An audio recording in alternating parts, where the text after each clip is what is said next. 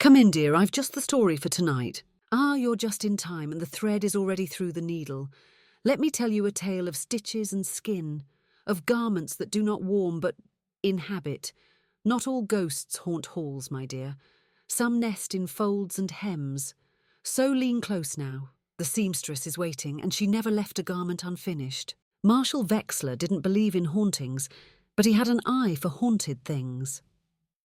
He was what polite society might call a collector, and what less generous company called a hoarder with taste. Not a strand of the modern touched his East London flat, just mannequin torsos, antique hat stands, hand-stitched coats faded to ash, and mourning veils pinned like butterfly wings to display walls. The smell of dust and cedar oil was the first thing you noticed.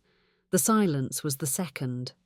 Marshall specialised in funereal fashion, Victorian, Edwardian, interwar-era blacks and greys. Most of his clients were theatre people, niche museums or costume houses.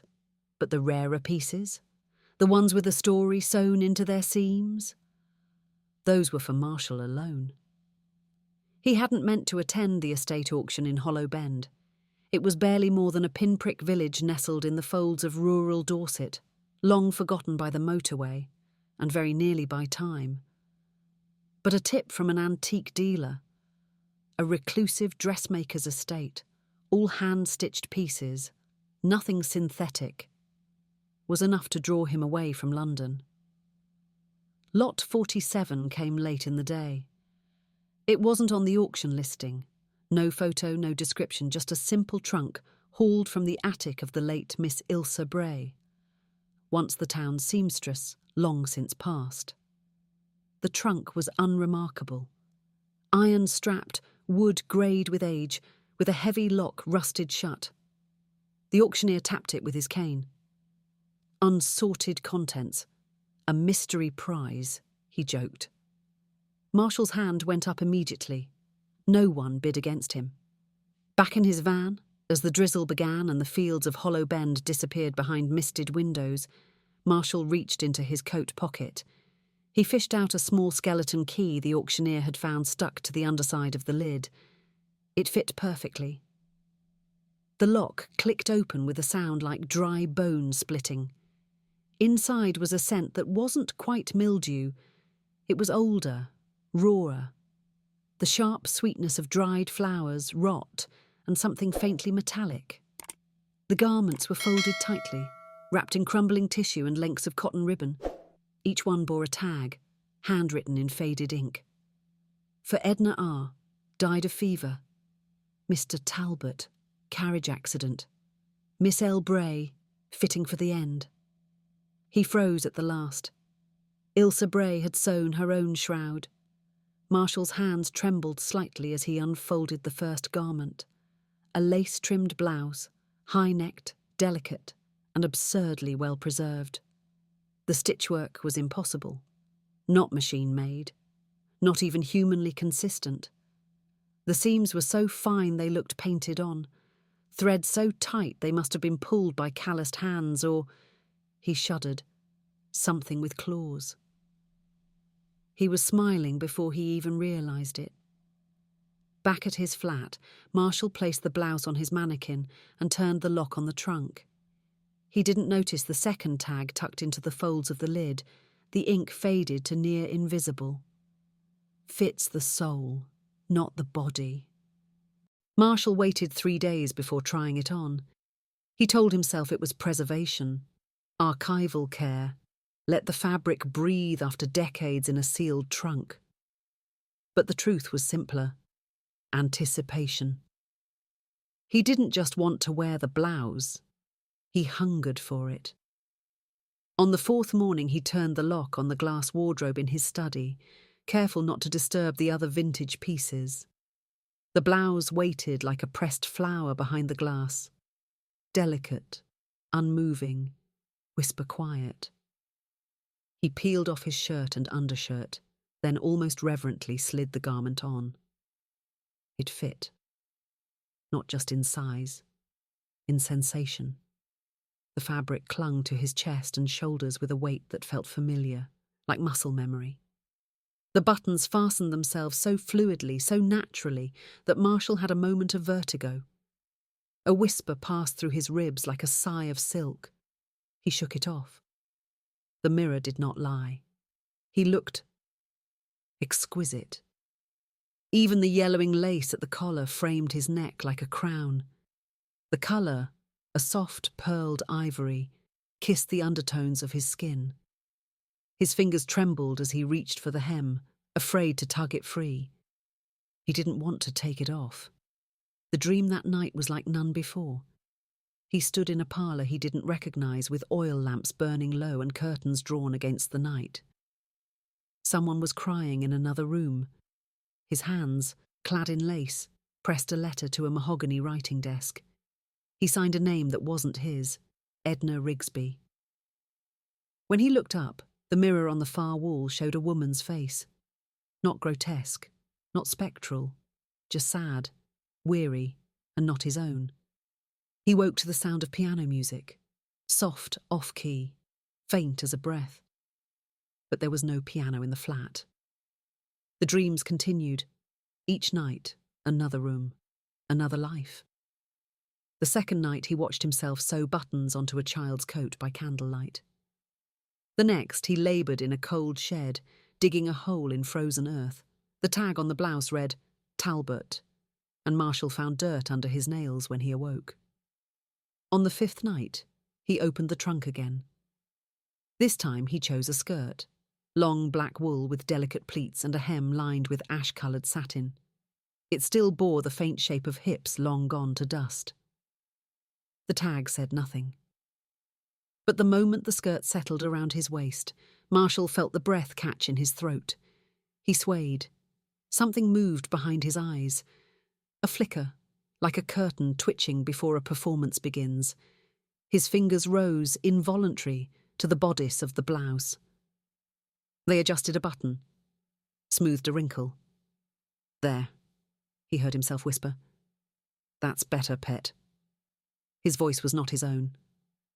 The next morning, Marshall found his shoes muddy. He lived on the third floor. No garden, no terrace. The hem of the skirt, still draped over the mannequin, was damp. And in the pocket, folded into a perfect square, was a photograph he had never seen before.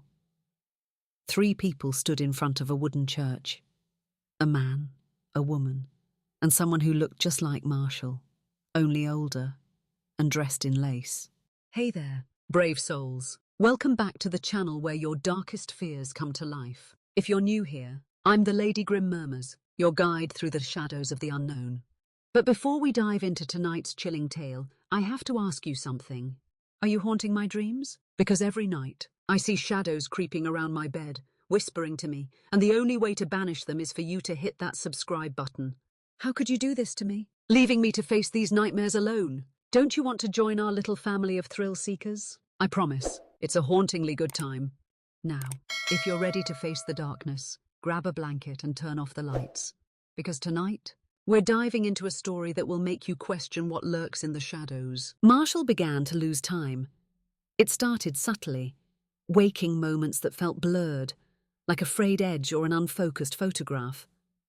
He'd find the kettle whistling, though he didn't remember setting it. His journal bore notes in a looping cursive not his own. One morning, he discovered the trunk had been reopened. Not only that, but its contents rearranged. He'd never been untidy, never careless with his acquisitions. And yet, the corset lay on the divan. The veil was draped across the window pane. A waistcoat, dark navy with mismatched buttons, hung beside the door, as if waiting to be worn. Marshall lived alone, or at least he used to. The mannequins began to shift. It was absurd, of course. He told himself it was sleepwalking, subconscious movements, the idle hands of someone overwhelmed by excitement. But still, each morning their poses changed. One turned its head slightly toward the bedroom door. Another, once posed stiffly, now leaned with one shoulder dipped, like it was listening. The worst was when he caught one mid-movement. He'd turned suddenly, and in the mirror's reflection saw a mannequin halfway through raising its arm. He spun. Nothing. Just the still figure, arm resting low again. The mirror, though, still showed it raised. The next garment was a shawl. Cream-coloured, embroidered with dried heather and thistle thread, so brittle it crumbled as he ran his fingers over it. The tag was gone. Marshall hesitated, unsure why, but the hesitation didn't last. Once it draped around his shoulders, a heat swelled in his chest. A name rose to his lips. Not his. Not even a woman's. "Thomas," he said aloud, and someone else's voice replied, using his mouth. "Aye, we remember you." He stumbled back, the shawl falling from his shoulders like shed skin. Something dark fluttered at the edge of his vision, a shadow moving too close to be cast by anything present. He should have stopped there, sold the trunk, burned the clothes, left the flat and never looked back. But curiosity is a stitch you can't easily unpick once pulled. And Marshall wasn't just curious, he was fascinated. The garments didn't just fit him, they welcomed him. Each piece an invitation, a memory, a presence. When he wore them, he became more elegant, more eloquent, more filled. But with every new addition, something of him fell away. He found himself calling out unfamiliar names in his sleep, reaching for cups he hadn't set out, muttering old hymns under his breath. Then came the night of the window. He woke at 3:12 a.m., standing barefoot on the fire escape. Rain soaked his hair. He wore a full black morning dress, gloves, veil, and all. Beneath his feet, the rusted slats were cold with dew, and in his ears a soft hum carried through the fog. A lullaby, in a dozen voices. He didn't remember putting on the dress. He didn't remember unlocking the window. But he did remember a name, clear as a bell. Ilsa Bray. She was coming. The next morning, Marshall didn't undress. He couldn't. The gloves clung to his fingers like second skin. The buttons at the back of the morning dress refused to unfasten, no matter how he twisted or pulled. The veil hung heavy over his brow, and when he tried to lift it, he found it sewn to his hair. He grabbed scissors. The moment the blades touched fabric, a pain lanced through his hand. He yelped, dropped them, and stared at his palm. A stitch, a real one. Pale thread looped through skin, binding his fingers to the fabric. Tiny and impossibly neat, like a tailor had sewn them in his sleep. Marshall screamed. The mannequins didn't move, but one of them had its hand raised in mimicry. He stopped leaving the flat. The outside world became something theoretical, loud, distant, irrelevant. Days blurred together. Light rose and fell behind thick curtains. The neighbours stopped knocking. A missed call, then 20. He no longer answered. Marshall devoted himself to the trunk, not to understanding it. No, serving it. He began placing each garment on hangers with reverent care, brushing the dust from shawls, restarching the collars. He cleaned mud from hems that he swore he didn't track in. Once he found a feather tucked inside a pocket, stained red. He labelled each item by memory, but the names weren't his. They were whispered. He could hear them now, always hear them, not just when he wore the clothes, but through them, from them. More room. Make more room. One afternoon the trunk coughed. That was the only word for it. A single jolt, like an old chest flexing its hinges. And then it expelled something with a dry thwump onto the carpet. A coat, dark, heavy wool, double-breasted, dustless. There was no tag. He should have burned it. Instead, he slipped it on like a man slipping into a grave. It fit perfectly. And that night, he dreamed not of parlours or graveyards or sewing rooms, but of a fitting room lit with a single gas lamp. And her.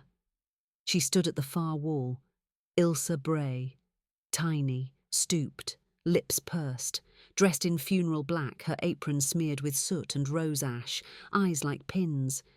She stood beside a dressmaker's form, and on that form hung his own skin, back, shoulders, arms, stretched taut and buttoned down the spine. "Still too much of you left," she whispered. "We'll have to let it out at the seams." He woke bleeding. Tiny punctures lined his forearms in an arching crescent, and on the floor beside his bed, a spool of grave-coloured thread rolled itself in slow, tight circles. Marshall no longer recognised his own voice. It came through cracked lips, yes, but the tone, the cadence, the content belonged to strangers. He'd catch himself mid-sentence, offering condolences to no one, reciting psalms he'd never learned, asking questions in languages he didn't speak. The voices wanted things: more space, more breath, more wear. He found himself drawing sketches of garments not yet in the trunk, designs that appeared in his dreams, etched in coal and candle wax. There were symbols in the margins, stitch patterns that made his head ache when he stared too long. One night, he woke with needle and thread still in hand, mid-stitch. He had sewn the name Ilse Bray into the inside of his thigh. He tried to call for help. Truly he did. He reached for his phone, but the lock screen was in someone else's handwriting. Every number in his contacts was gone, replaced with entries like Mother, Fevered, Reverend Lint, Last Rites, Client, Closed Casket. He threw the phone across the room. The mannequins didn't flinch. One of them had a scarf now, tied just the way Marshall had worn it in university. He hadn't put it there. Had he? The trunk was breathing, soft, rhythmic, inhale, exhale. The garments inside began to multiply. Each time he opened it, there were more.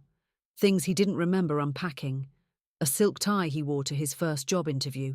A cardigan his grandmother used to wear, folded exactly how she folded it. The trunk was growing, feeding. The apartment smelled of camphor and soil, dampness collected in the corners. Moths fluttered even though every window remained shut. Sometimes he'd see them emerge from the trunk, not moths exactly, but shaped like clothing, beating soft wings of fabric. And still the whispering continued. "Not enough room. Not yet. Let us out. Let us wear you." He began to sew himself into the garments. He didn't remember doing it, but each time he changed there were new stitches on his skin.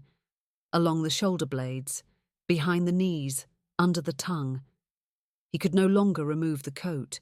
The dress still clung to his calves. The corset tightened every time he exhaled, and the mirror showed faces behind him now, not reflections, just watchers, a congregation of the once worn. One night Ilse returned, not in dream, in waking. She stepped from the shadows beside the trunk, eyes narrow, mouth drawn tight. Her fingers were bleeding thread. Each step she took left behind a faint imprint, like an iron pressing cloth. Marshall tried to speak, but his mouth moved only as her hands commanded it. She reached for him with slow, purposeful care. "We can't all stay folded forever," she whispered. "The soul stretches, you know. And yours is so very threadbare." And with that she placed a needle just beneath his eye. He didn't scream. The mannequins hummed. No one had seen Marshall in weeks. The few who tried knocking gave up. The mail piled up outside his door, yellowing. Rent payments stopped. The flat above the antique bookshop grew quiet, save for the occasional rustle, like paper against cloth, or something heavier being dragged across old floorboards. When the building super finally broke in, it was because of the smell. He expected decay, mould, maybe worse. What he found was immaculate. The air was cold, dry, every surface dusted. The wardrobe gleamed. The mannequins were posed with museum-like precision, one at the writing desk, another beside the bed, hands folded. Each wore garments too pristine for their age, and in the centre of the room stood Marshall, or something wearing Marshall's shape. He was dressed in layers: blouse, waistcoat, coat, veil, each piece from the trunk, each impossibly well fitted. Stitches ran across his arms, up his neck, along his jawline, neat and deliberate. His eyes were glassy, wide, fixed on nothing. A thread passed through each pupil, tying them shut like embroidery knots. His lips were sealed. But the super swore, later, quietly, over too many drinks, that he saw them move, only slightly, as if whispering names. The police came. They called it a mental collapse, an obsessive delusion. No crime to charge, no sign of harm, at least none they could understand. They took Marshall away, his body anyway. But the clothes, they stayed. Weeks passed, then months. The flat was put back on the market. Most of Marshall's collection was sold at a state auction, labelled, boxed, catalogued by bored interns who didn't bother to read the tags. One crate, unmarked, was sent to a vintage boutique in Brighton. Another, mistakenly delivered to a university costume department. And the trunk? No one claimed it. Eventually, the auction house listed it online. Antique cedar trunk, unsorted contents, no key. It sold within minutes. The buyer's name was June Dalker, a costume designer. She specialised in historical authenticity, loved pieces with soul. When the trunk arrived, she found it unlocked. Inside were 6 garments neatly folded. One was a shawl, one a morning coat. One, she swore, was still warm to the touch. Beneath them all, nestled deep against the wood grain, was a final tag. Fits the soul. Yours now. Well now, wasn't that a tidy little stitch-up? Some garments flatter the figure, some take the figure for themselves. Remember, dear listener, never try on clothes with someone else's name still sewn inside, and never ignore a seamstress who sews for the dead. She finishes what she starts. Such a terrible thing to happen. Don't you agree?